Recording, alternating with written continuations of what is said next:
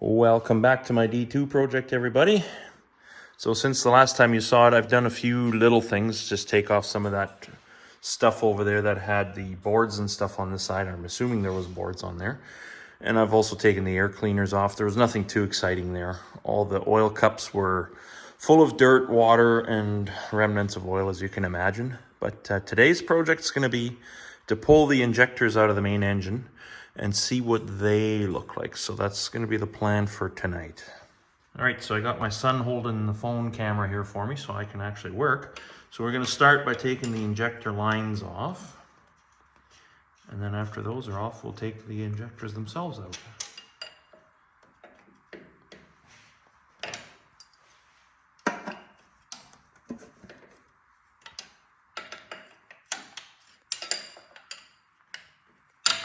Here it would be handy to have some offset or crow's foot wrenches. At work we have these 30 and 60 degree offset wrenches. They actually work really good for getting into tight areas.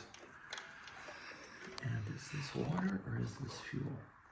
Well, it actually smells like fuel, so that's a good sign. I'm just going to leave these in here for now.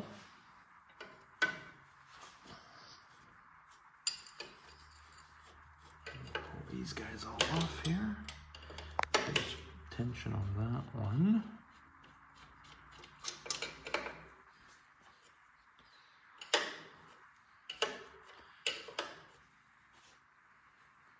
That's still a bit tight.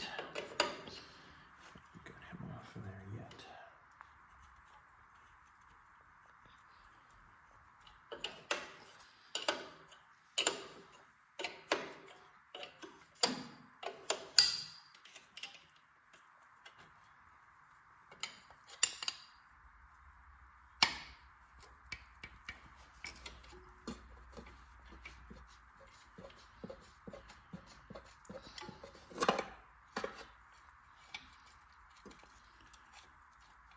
To take the intake manifold off to get these out of there. I'm not sure yet. I don't know if I've mentioned that this is the first time I'm ever working on an old D2 like this. I work playing on other machines, but never on a little D2. But it's very similar to the D69U I've had, only smaller. And we'll get the last one.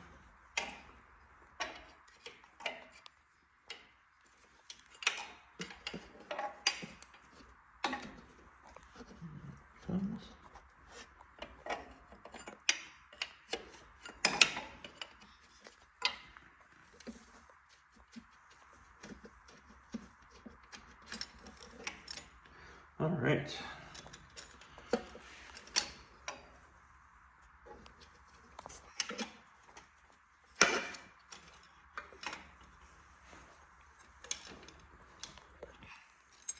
One of the lines. This line's actually looking in great shape, which is hopefully a sign of things to come.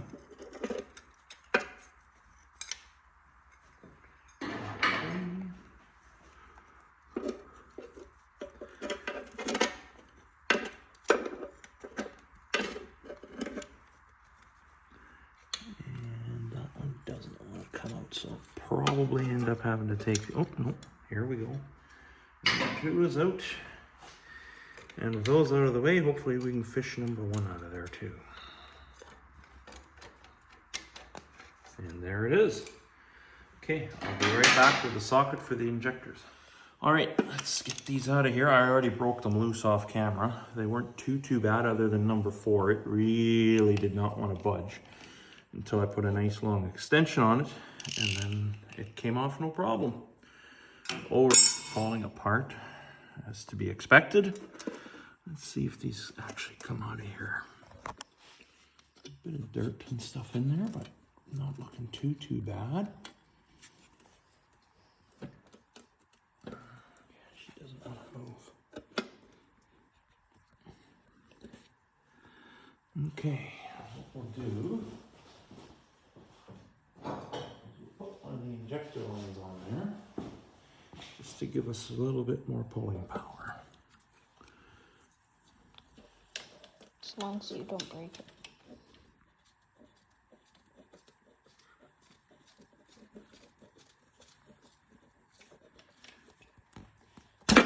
comes. And there we have the injector nozzles, and this one actually looks nice and clean. You can see there's a Caterpillar logo on there, and the part number on the side. On one of the 977s I had, there's a video on it where I'm doing some engine repairs, and it actually had the wrong injectors in it for that engine. It has a D333 engine in it, and the injectors were for a D353, and I believe that was part of the issue, one of the reasons why the pistons got melted in there. But if you want to go have a look at that video, go ahead and check it out. It's on my channel there. It's just mostly still pictures of how I took everything apart, but it is there. So there's number 2. I'm just going to put this over here with number 1. Let's see if this comes out. Again, we'll have to pop that on there and give it a pull.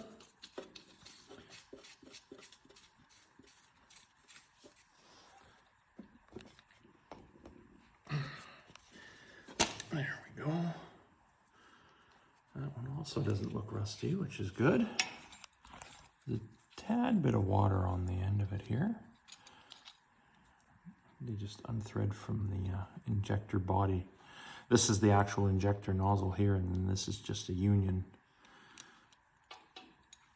But once we get to that point, we're gonna have a look and see, make sure the spray pattern is all correct.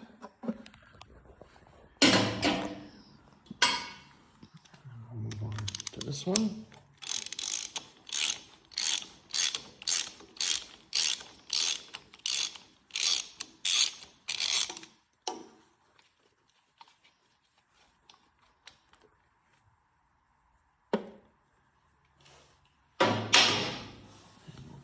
Pull here. That one didn't even need persuasion. And that one looks a little carboned up, but for the most part it looks good. The good thing about these is if these are bad, they're still readily available. I had a look online the other day, and it showed something with a quantity of over 700 of them available. So that's a good sign.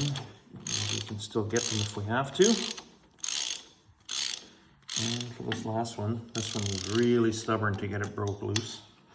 Hopefully it comes out a little easier than how it broke loose. And then once we get these out, I'm going to dump some oil and some petrol into this engine, into the cylinders. She doesn't want to come out just right now. But yeah, I'm going to dump some oil and some kerosene into these cylinders to help them soak, and hopefully we can break them loose when we take the engine apart.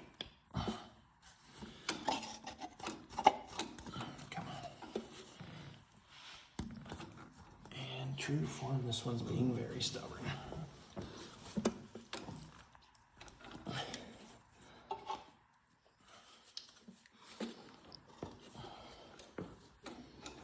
She does not want to move this one.